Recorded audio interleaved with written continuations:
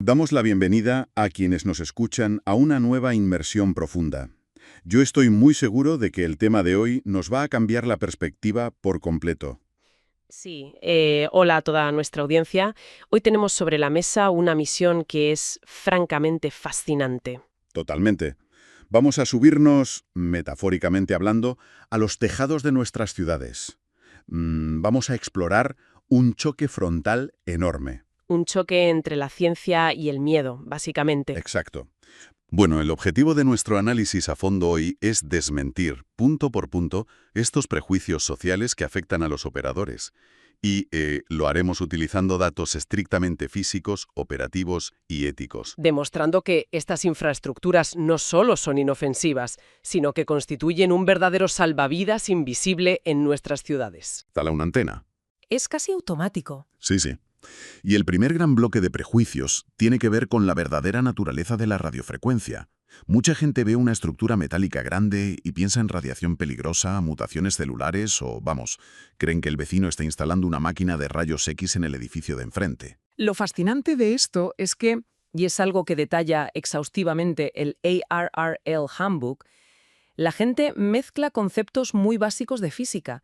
Hay una diferencia abismal, crucial, entre la radiación ionizante y la no ionizante. Claro, es que la palabra radiación ya asusta mucho por sí sola. Exactamente.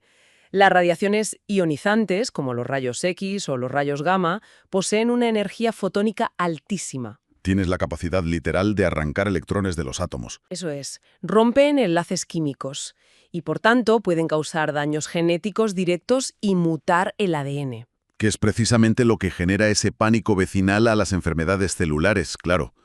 Y la dificultad extrema para obtener permisos en las comunidades. Pero la realidad física es otra completamente distinta.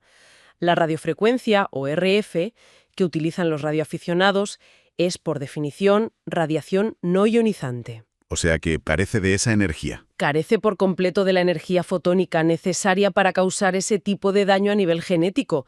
No puede romper esos enlaces químicos. Por pura física cuántica es imposible que esa antena provoque los efectos de, yo qué sé, material radioactivo. Físicamente imposible. Obviamente, esto no significa que no haya reglas. Todo está estrictamente regulado mediante la tasa de absorción específica, o SAR, por sus siglas en inglés. Y los operadores cumplen con unos límites de exposición internacionales rigurosos. Pero ese mito mutagénico sigue siendo una barrera tremenda.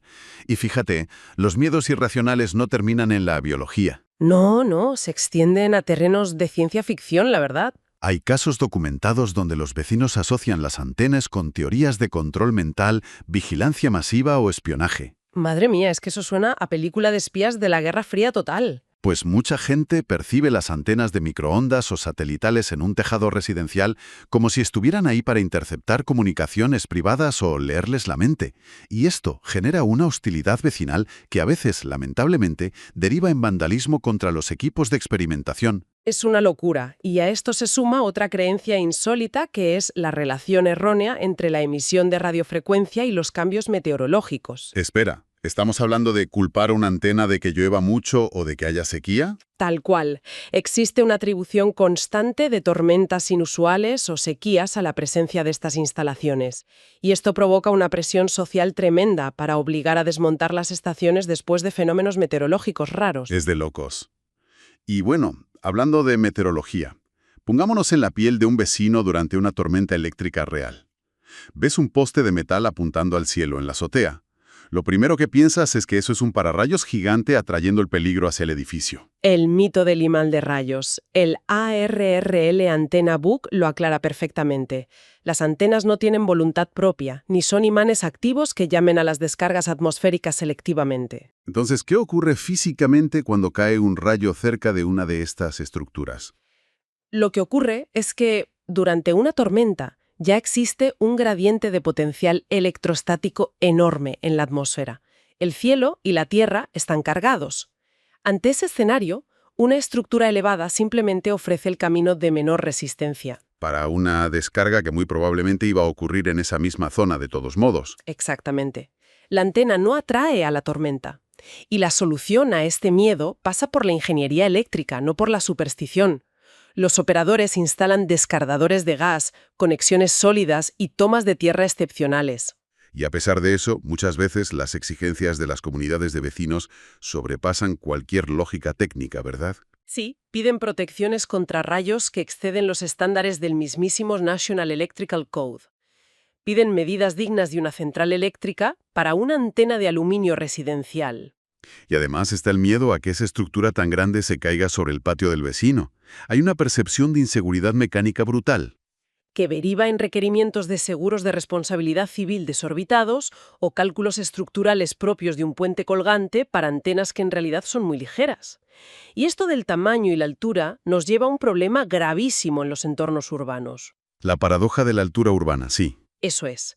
Según los documentos que manejamos, los planificadores urbanos, movidos por esta presión estática para no devaluar la propiedad, a menudo imponen restricciones de altura. Te obligan a bajar las antenas de, pongamos, 36 metros a tan solo 10 metros de altura. Y al hacer eso, están destruyendo la capacidad operativa de la estación. Para visualizarlo de forma sencilla, es como intentar iluminar una calle entera con una linterna estando tumbado en el suelo, en lugar de hacerlo desde lo alto de una farola.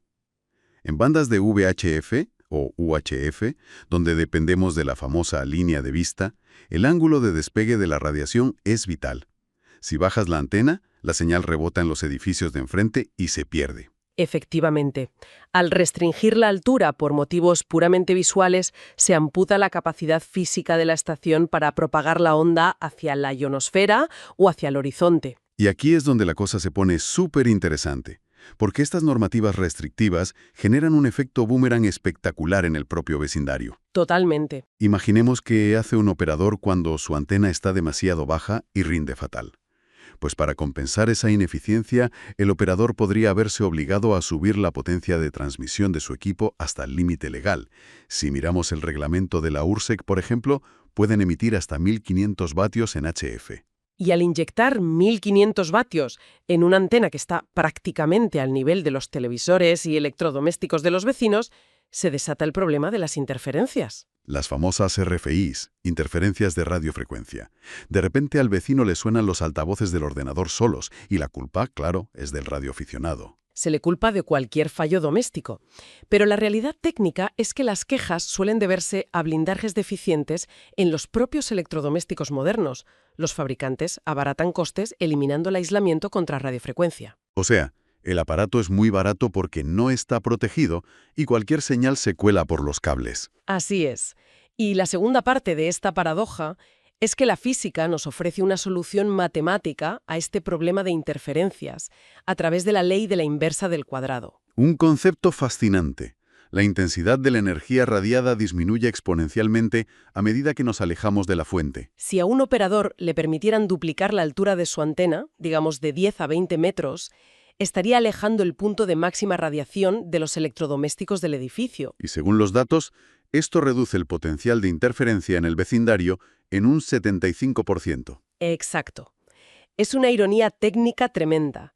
El vecindario lucha encarnizadamente para que la antena sea más bajita y quede oculta por estética, y con ello provocan exactamente el problema de interferencias en sus propias casas que querían evitar. Una antena alta y bien visible es, paradójicamente, la mejor garantía para la paz electromagnética del edificio.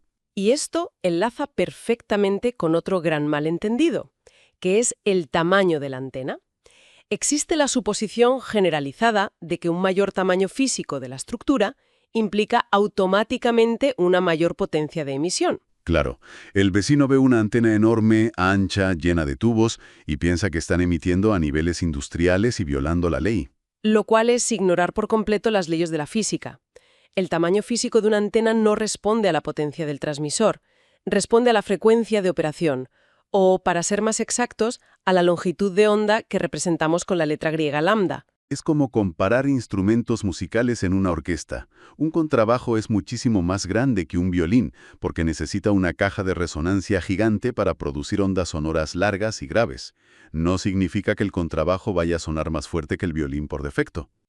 Una analogía perfecta. Si operas en bandas de frecuencia muy baja, necesitas elementos físicos de muchos metros de largo simplemente para que la estructura entre en resonancia con una onda de ese tamaño. No tiene relación directa con los vatios que le inyectas.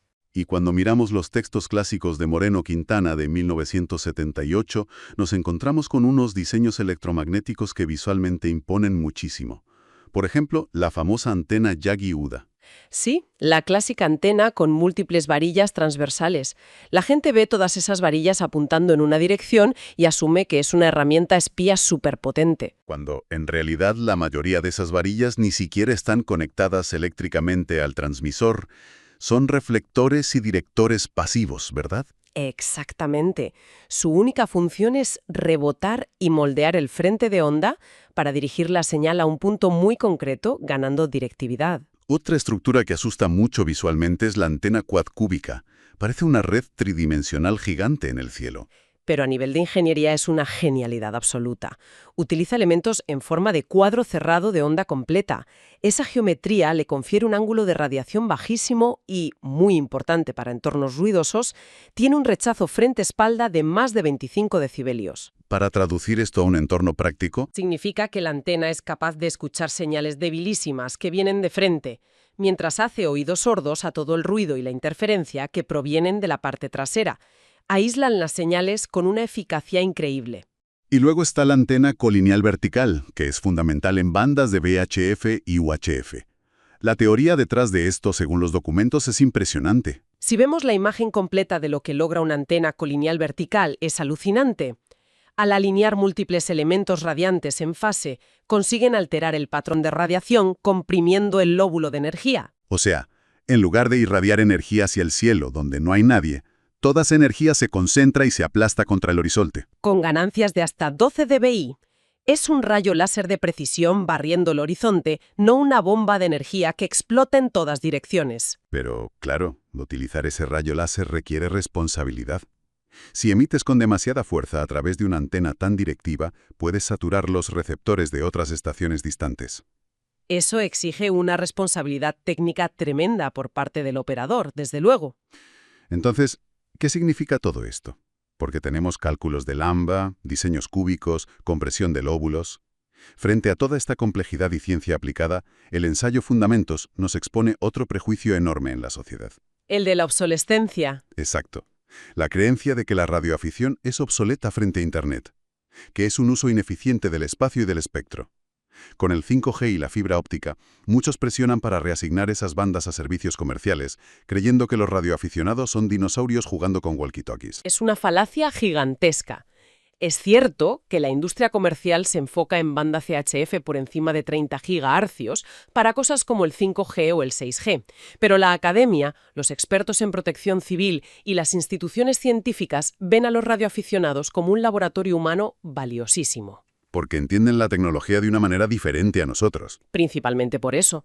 La tecnología comercial viene en cajas negras herméticas. Funciona, sí, hasta que se cae el servidor o se corta un cable. El usuario promedio no tiene ni idea de cómo arreglar su cobertura 5G. El radioaficionado, en cambio, entiende la comunicación desde el comportamiento del electrón hasta la onda ionosférica. Y ese conocimiento desde la base es lo que aporta resiliencia. El documento recuerda, por ejemplo, las trágicas inundaciones de Uruguay en 1959. Pensemos en lo que ocurre en un estelario de emergencia de nivel 3. Cuando cae absolutamente todo. Exacto. Cae la red eléctrica, mueren las baterías de los móviles, no hay internet. En ese momento la infraestructura moderna desaparece.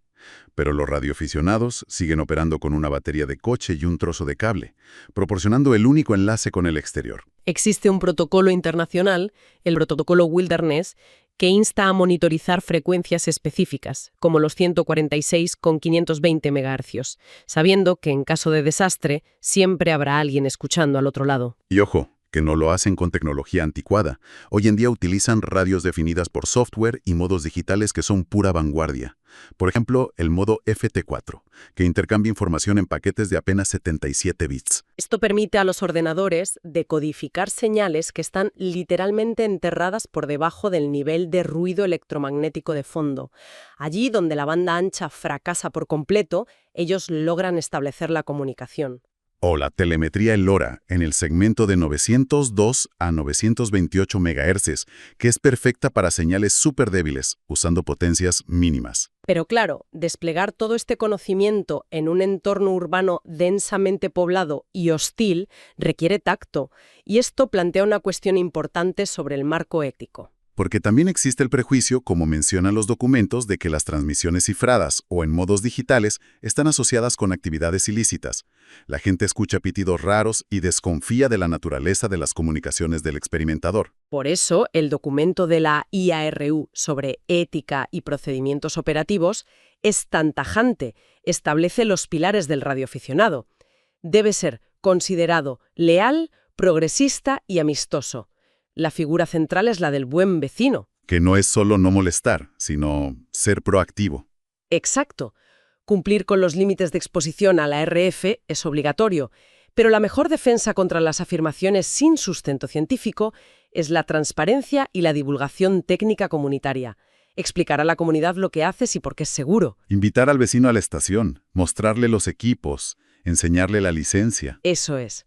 Aunque el ensayo Fundamentos también hace autocrítica y señala a un perfil muy dañino dentro del propio colectivo, la patología del sadham. El radioaficionado triste o amargado. Es ese operador elitista que monopoliza las frecuencias públicas, que ahoga las iniciativas de las nuevas generaciones y rechaza el avance digital. La autodisciplina en el espectro es vital porque el éter es un campo de juego compartido. Si hay egoísmo, el sistema ético se desmorona. Ha sido un recorrido alucinante.